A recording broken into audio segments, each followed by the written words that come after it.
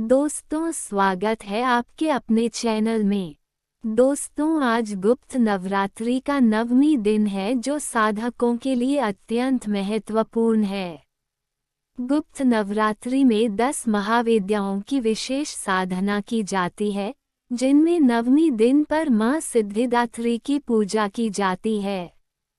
माँ सिद्धिदात्री सभी सिद्धियों को प्रदान करने वाली देवी मानी जाती हैं। गुप्त नवरात्रि में ये पूजा विशेष रूप से साधकों और तांत्रिकों के लिए अत्यंत फलदायी होती है। इस दिन किए गए अनुष्ठान, साधना और पूजा से अद्भुत शक्तियाँ प्राप्त होती हैं। इस दिन माँ सिद्धिदात्री की पूजा करने से साधक को अष्ट सिद्धियाँ और नव निधियाँ प्राप्त होती हैं।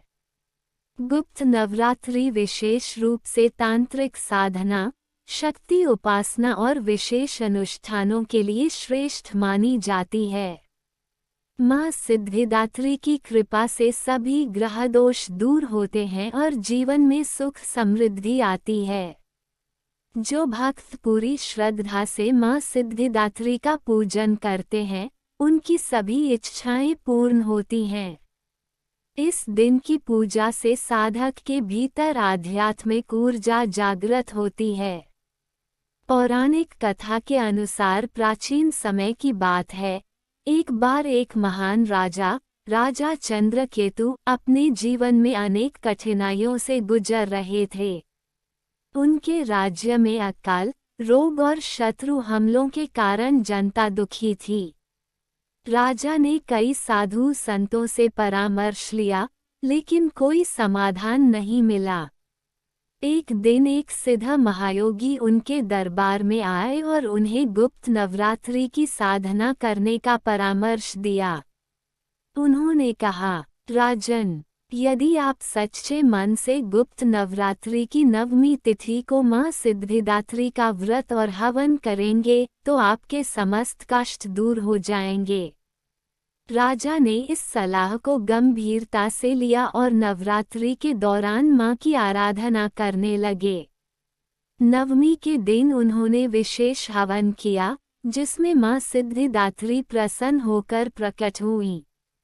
माँ ने राजा से कहा, हे राजन, तुमने सच्चे मन से मेरी उपासना की है, इसलिए मैं तुम्हें विजय, समृद्धि और सिद्धियों का आशीर्वाद देती हूँ। इसके बाद राजा का राज्य समृद्ध हुआ, प्रजा सुखी हुई और वे एक महान शासक बने। तब से 9वीं तिथि को माँ सिद्धिदात्री की पूजा का विशेष महत्व माना जाता है। अन्य प्रचलित कथा के अनुसार प्राचीन काल में एक राजा था, जिसका नाम धरनीसेन था। वो अपनी शक्ति और समृद्धि के लिए प्रसिद्ध था, लेकिन एक समय ऐसा आया जब शत्रुओं ने उसके राज्य पर आक्रमण कर दिया। राजा ने कई प्रयास किए, लेकिन वह अपने शत्रुओं को पराजित नहीं कर सका। निराश होकर वह एक सिद्ध साधक के पास गया और उनसे सहायता मांगी।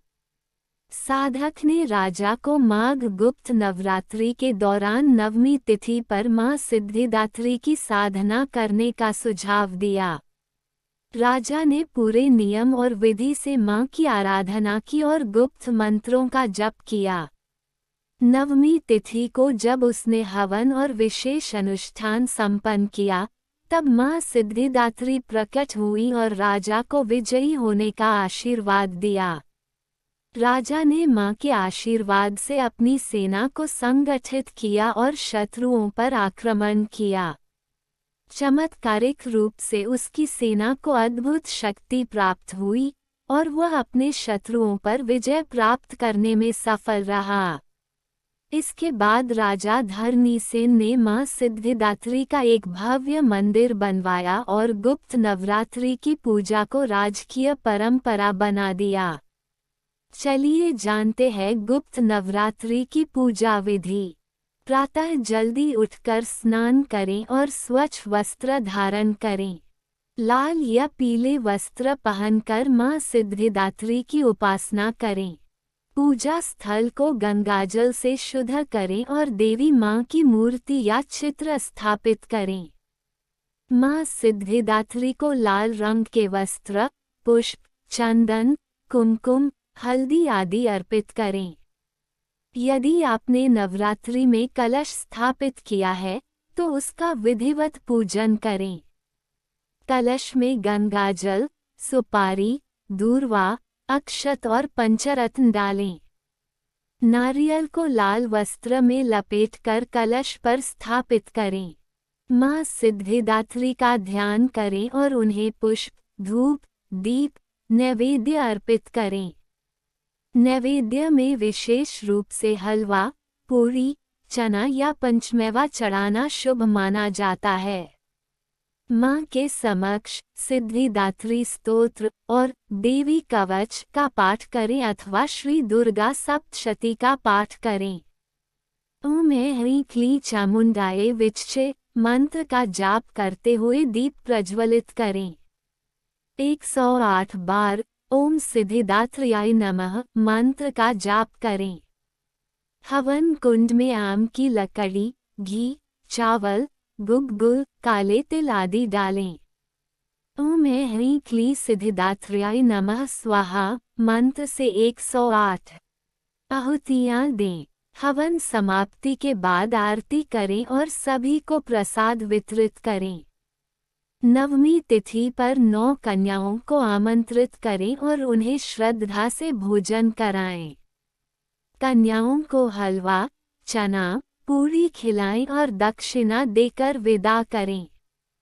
कन्या पूजन से विशेष पुण्य फल की प्राप्ति होती है और देवी की कृपा बनी रहती है। नवमी के दिन विशेष रूप से मां सिद्धिदात्री की पूजा करने से कुंडली के समस्त दोष समाप्त होते हैं। ये दिन साधकों और योगियों के लिए अत्यंत महत्वपूर्ण होता है, क्योंकि इस दिन की गई साधना से अष्ट सिद्धियां प्राप्त होती हैं। घर में सकारात्मक ऊर्जा आती है और सभी प्रकार की नकारात्मक शक्तियां समाप्त होती हैं। नवमी व्रत करने से सभी इच्छाएं पूर्ण होती हैं और आर्थिक स्थिति में सुधार होता है। यह व्रत करने से शारीरिक, मानसिक और आर्थिक कष्ट समाप्त होते हैं। इस दिन मां सिद्धिदात्री की कृपा प्राप्त करने से जीवन में सभी इच्छाओं की पूर्ति होती है और साधक को आत्मिक शक्ति प्राप्त होती है। इस उपाय से दरिद्रता समाप्त होती है और धन की वृद्धि होती है। यदि आप मां की विधि विधान से पूजा करेंगे तो वे आपकी सभी इच्छाओं को पूर्ण करेगी और आपके जीवन को सुख समृद्धि से भर देंगी।